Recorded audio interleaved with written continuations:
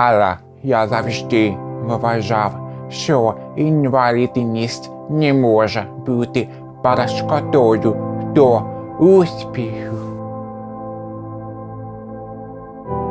Більше за все я люблю малювати, реставрувати, бачити результати своєї роботи та спілкуватися з людьми.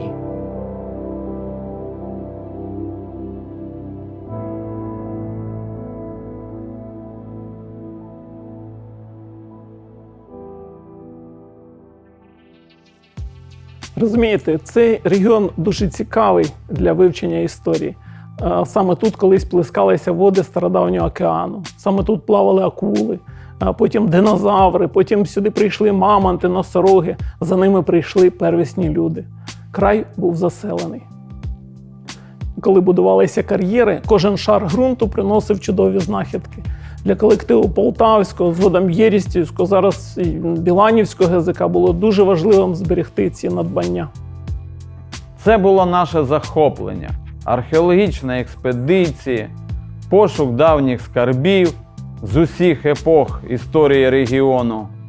Я особисто провів 15 експедицій в районі Полтавського та Єрістівського кар'єрів. Але місто гірників не мало свого музею, тож ми створили його, щоб допомогти зберегти історію та культуру нашого краю. З часом у нас з'явилися дуже цікаві колекції артефактів.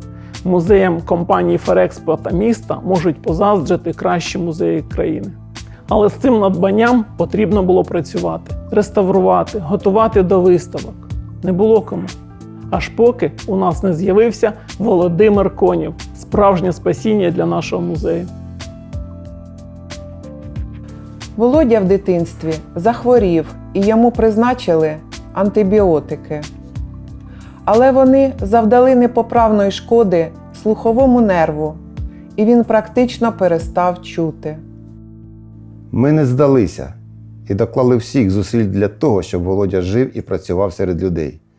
Він закінчив звичайну школу, отримав освіту в художньому коледжі, а згодом в Державній художній академії. Екзамени в вузі були одним з найскладніших випробувань в моєму житті.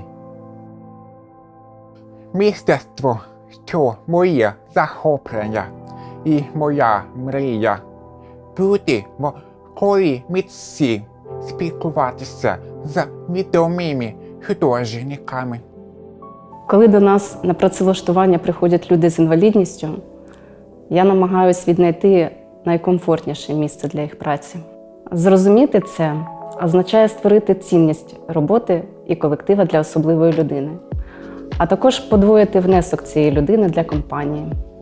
Різноманіття та інклюзивність для нашої компанії не просто слова. Це принципи, якими ми керуємося в нашому житті. Суть цих принципів в тому, що права на роботу, освіту та самореалізацію рівні для всіх співробітників. Незалежно від статі, віку, національності, фізичних можливостей та інших відмінностей. Інколи здорові люди гірше чують один одного, ніж ті, хто з вадами слуху. Але тут за останні півроку, що я працюю в Ферекспо, я зустрів чимало цікавих людей. І я отримую величезне задоволення від нашого спілкування, роботи з музейними експонатами, історією нашого краю і комбінату.